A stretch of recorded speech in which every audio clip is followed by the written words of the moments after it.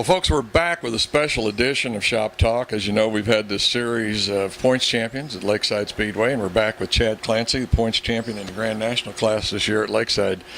Chad, it seems like the more points champions that I talk to, it's kind of a special year when that happens. They really get things together. It seems like the car stays together, everything works right. They manage to keep tires on the wheels and what have you, but everything just falls together. But you guys got off to a good start this year. You won the first race.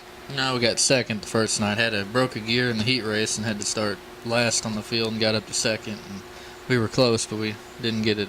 Okay, so Herbers won the first night. Second the first night, and then after that? It took us there till that only Sunday night show. We got the win there, and then I don't remember, a couple weeks after that we won 4 in a row, and then that was probably the highlight of the year, was winning those 4 in a row. It was a lot of fun. And winning that many that early too kind of, I don't want to say gets the monkey off your back, but it gets the ball rolling. Yeah. And you got to be having a lot of confidence and really feeling good after those 4 wins. Oh yeah, I mean, up until I don't remember what week it was, but we had gotten a big wreck, and our worst finish all year at both tracks was a third. So we were just having a great year. Yeah. And once again, I have to remind everybody that started with that Oktoberfest the year before, and that you guys come down from I-35 and got those 2 wins there in the fall. So it kind of set things up for the year. Yeah, it really did. I mean, we wasn't expecting to come down and win. We were just coming down to feel the car out, and ended up winning them both. So we were really excited about going into 09. Okay.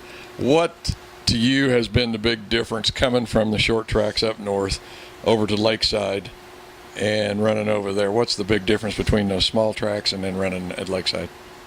Oh, I'd say for one, the speed, but to me it's a lot easier racing on a big track because they're more open, and I've probably ran 90% of my races on a short track, so a big track to me seems easy compared to running on the smaller ones. But I'd say the big difference is, I mean, there may be 2 or 3 guys that take it real serious and want to run for a championship up north, but down here there's 15 guys that are all out to win, and a lot of people take it real serious down here. But nothing against anybody up north, they all take it serious too, but it's just, I don't know, I have fun at both tracks. So. We've never raced at Lakeside and don't really know anybody down there other than who they are is about it. So it's a lot of fun racing against new people. I think one of the other things that you mentioned was that a lot of the people at Lakeside are willing to spend the money. Oh, definitely. to go fast and run up front, and boy, that's what it takes at Lakeside. Plus, it seems like a car's got to be bulletproof, and man, you got to have a motor that's just a go-getter. Yeah, you got to have a good, reliable motor, which we had all year. Didn't have any problems whatsoever, and had 2 DNFs, broke a gear leading, and then I got in that wreck and tore up some stuff. But other than that, we had a great year. Yeah. Well, one of the things that's really important for about any race team is sponsorship. And Chad, I know you've got some folks that you want to thank for this championship season, and why don't you tell us who they are? Okay, first of all, I'd like to thank my wife, Vicki, and both my kids, Brandon and Kirsten, my mom, dad, brother, sister, everybody that's there every week supporting me. They've always been there. Mark and his wife, Cynthia, for, of course, giving me the opportunity to drive his car, and all of his family that supports us. My good friend John Hass, my brother Steven, Chubby with Chad Shaw, that's who that is, Noodle, and Russell and Rainer Smart, they help us with tires throughout the year. Yancey's Automotive for the great horsepower. Powder Coat Plus, which he sponsored us powder coating on the car, did the wheels on it, valve cover, anything you need, he'd be the person to get a hold of for powder coating. He's an Excelsior. Shocker Chassis, as you can see, they build a great car, and it's a good, safe car, and Jim and Blake Peeler do a great job with those. So if anybody would like a car, that'd be the one to talk to. Jim's Barbershop in Liberty, he's been sponsoring me since I first started racing. GFY Graphics for making the car look good. And Ron Wagner, he helped us out throughout the year with Smart Cabling Solutions. Loaned us some motor there at the end of the year and just helped us out whatever we need throughout the season. Yeah. Like we talk about so many times, it takes a team. It takes a team. And I know you've got some of your folks that are here. You got your car owner and the chassis builder. And we're going to talk about your motor a little bit later on. But why don't you introduce the gentlemen that you've got here with us, and tell us who they are, and then we'll talk to them a little bit. All right, this is Mark Smart here, and Jim Peeler behind him. He's the one that builds the car, him and his boy Blake. So I'll just hand over the microphone to Mark here. Okay, if you would, that'd be great. Thank you. Mark, it's really nice to meet you, and you know, I don't get to talk to too many car owners. It seems like most of them are race car drivers, but for a guy that just owns the race car, man, it's got to be something special to own the car, but yet let somebody else drive it. What is that like? Actually, I can't really explain it.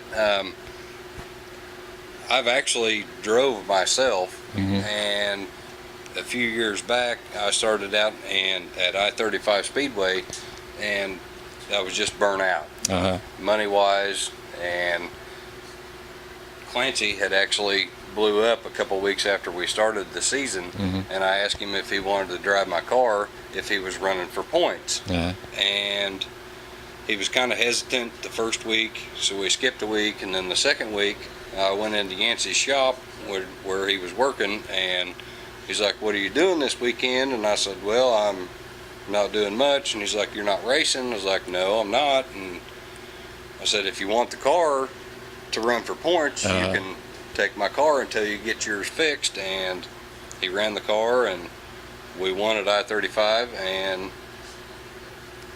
the story is right here's where we're at. I mean, he did really good that year, and then we went to Lakeside, and here we are. Mark, are you a hands-on car owner, or are you in the pits every week, or are you up in the stands watching the races? Both. Yeah. Yes, I'm hands-on. I'm not saying that I can do everything there is, because Chad Chubby Shaw, he helps a bunch. John helps a bunch. Jim and Blake Peeler, Johnny and Scott Fugere. There's a bunch of people that help. But yes, I do help, and yes, I am in the pits, and there's sometimes that I can help 100%, and there's sometimes that there's other people that are already there before I get there, and I just kind of stand back and watch. But yes, I'm both. Yeah, you are. Okay. Well, I just want to say congratulations on the points championship this season, and I know you've got to be proud of that. Lakeside's a tough place to run, a lot of competition, and congratulations on the year. Thank you. Let's talk to Jim over here for just a minute. We've got 2 minutes left. Jim, you're the car builder on this car, and got to be pretty proud. Do you have any other track championships out there that you know of with what was the name of your chassis again? Shocker chassis. You want to hold that up just a little closer. There you go. Yeah, we had my son won Sport Mod Championship at I-35 this year, so we're pretty happy about that too. We've had several over the years, and they've all been up at I-35. So basically, most of your chassis are running up north. Yeah. You haven't what do you want to call it, gotten into the lower the lower part of the city yet, but I'm sure we've had a few down there. Have you? And how long does it take to build a chassis? That was one of the questions I really wanted to ask you. It takes us a while because we don't do this for a living, so it's after work and a weekend. So we might spend a couple of months building one chassis. Oh, really? Wow. Goodness. That and I'm just slow. Well, once again, though, sometimes you don't hurry. You take your time. Why, you know it's going to be good and safe for whoever's in it. Well, Jim, I appreciate you talking with us, and I congratulate you too on this points championship for this year with Chad and your chassis, and keep it up, man. All right, thank you. We're going to talk to Chad here for just a little bit, and I think we've got about a minute left. Yeah. And Chad, Yancey couldn't be here tonight, but I know you work over at Yancey some. Is it full-time or part-time? No, I just help him on Fridays and Just Saturdays. help him on Fridays and Saturdays. But one of the things I wanted to ask you was, what does it take to build a Grand National motor? Is there something special about him? Oh, there's a lot of things he does special, but I mean, he'll have to tell you that. I don't know for sure on that. But, I mean, he builds a great motor, and he builds usually 100 to 150 motors a year. I think usually about 125. But oh my goodness! All over Missouri, Iowa, Nebraska, and everywhere. But okay. As much as I hate to say it, folks, we're going to have to wrap it up here for Shop Talk. Congratulations, Chad, on a great year. Thank you.